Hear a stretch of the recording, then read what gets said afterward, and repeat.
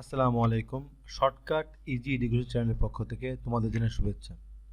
যারা তোমরা 43তম প্রিলিমিনারি পরীক্ষা দিয়েছো এবং ভালো দিয়েছো, যারা চিন্তা করতেছো যে লিখিত পরীক্ষায় কত মার্ক বা কেমন প্রস্তুতি নিব এই নিয়ে টেনশনে আসো, তাদের জন্য আজকের এই ভিডিও।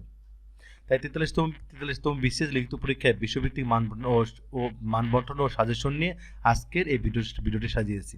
আজকের বিষয় হচ্ছে বাংলাদেশ এবং আন্তর্জাতিক বিষয়াবলী।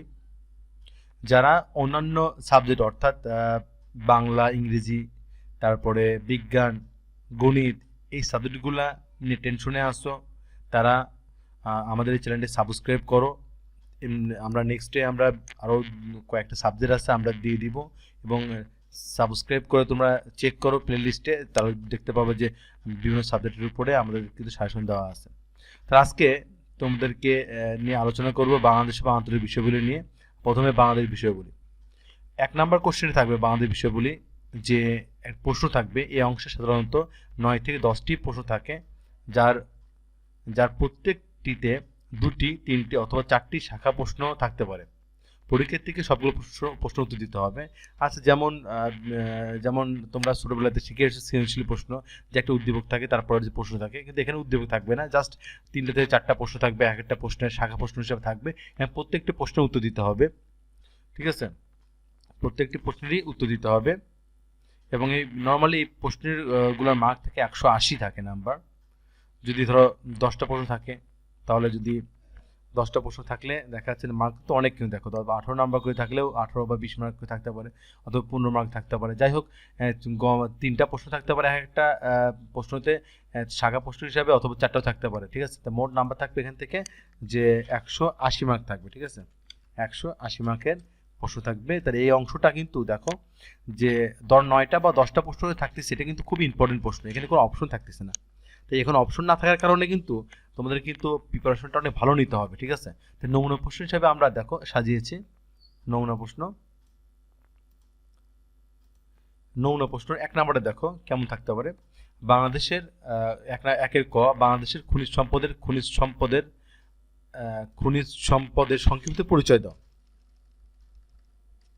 আবার খ নাম্বারটা দেখো, নবায়নযোগ্য শক্তি কি। গ নাম্বারটা কয়লা ব্যবহারের ক্ষেত্রে সময় আলোচনা করো।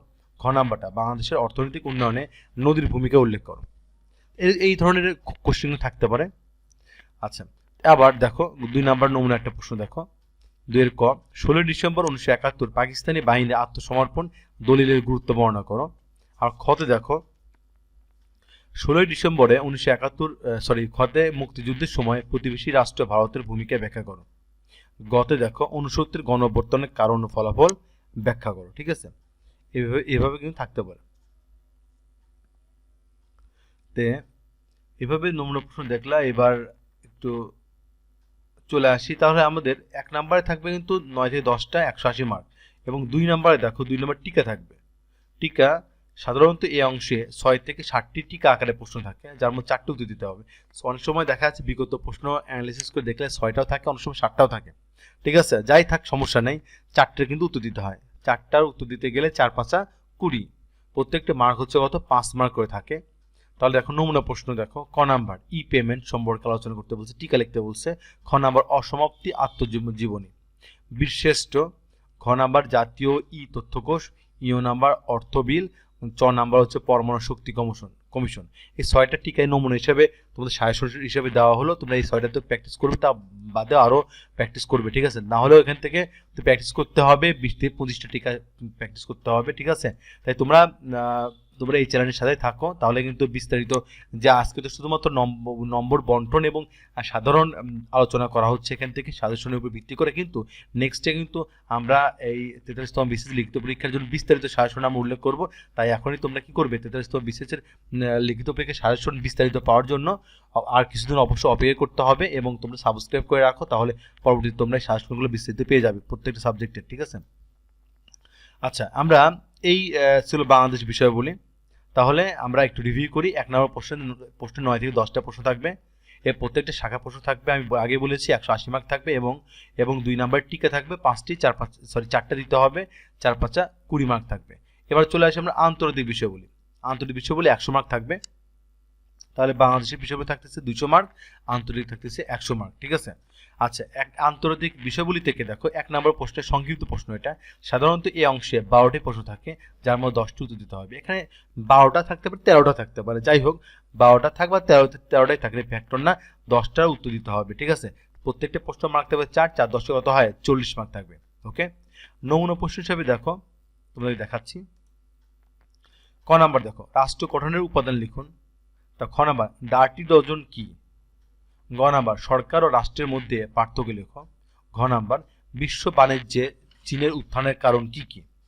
ইও নাম্বার দেখো, পেগাসাস কেলেঙ্কারি বলতে কি বোঝো? আমি তোমাদের কিন্তু রিকমেন্ড করব যে এই যে নমুনা প্রশ্ন এবং একটু আগে টিকার কথা বললাম, এই ধরনের কোশ্চেনগুলো দেখো, তোমরা একটা ভালো একটা মানের বই ফলো করবে, ভালো একটা মানের। তোমরা এই হিসেবে আমি রিকমেন্ড করবো হচ্ছে অ্যাসুরেন্সের বইগুলো অথবা প্রফেসরের প্রকাশিত বইগুলো কিন্তু অনেক ভালো লিখিত পরীক্ষার জন্য। ঠিক আছে। তোমরা ইচ্ছা করলে এগুলি কিনে প্র্যাকটিস করতে পারো। ঠিক আছে। আচ্ছা, তারপর দেখো আমরা আন্তর্জাতিক বিষয়গুলো তাহলে 40 মার্ক গেল এবং বাকিগুলো দেখতেছি এবার 3 নম্বর স্লাইডে। 2 নম্বর প্রশ্ন থাকে বিশ্লেষণমূলক প্রশ্ন। এখানে সাধারণত এই অংশে 4টে প্রশ্ন থাকে, তার মধ্যে 3টে দিতে হবে। আসলে বিগত কোশ্চেনগুলো অ্যানালাইসিস করলে 4টা থাকতে পারে অথবা 5টা, বেশিরভাগ ক্ষেত্রে 4টা কিন্তু থাকছে। 4টার মধ্যে 3টাই দিতে হয় উত্তর এবং 15 মার্ক করে। 4টার মধ্যে 3টে দিতে হয়, 3 পূর্ণ কত হয়, 3 পূর্ণ 45। নমুনা হিসেবে দেখো প্রশ্ন একটু সাজেশন দেওয়া আছে এখানে, একটু দেখো। ক নাম্বার, মার্কিন তালেবান চুক্তির বিষয়গুলো দেখো। এগুলো কিন্তু নর্মালি প্রশ্নগুলো থাকে কোনগুলা, তোমার নিজস্ব চিন্তা দক্ষতার উপরে কিন্তু ভিত্তি করে কিন্তু লিখতে হয় এগুলা, এবং সমসাময়িক বিষয়গুলো যে বর্তমান চলতি বিষয়গুলো নিয়ে কিন্তু বেশি কিন্তু কোশ্চেনগুলো হয়ে থাকে। তাহলে মার্কিন তালেবান চুক্তির বিষয়গুলো কি কি দেখো। খ নাম্বার, আফগানিস্তানের রাজনৈতিক অস্থিরতা দক্ষিণ এশিয়ার উপর কতটুকু প্রভাব পড়বে বিস্তারিত আলোচনা করো।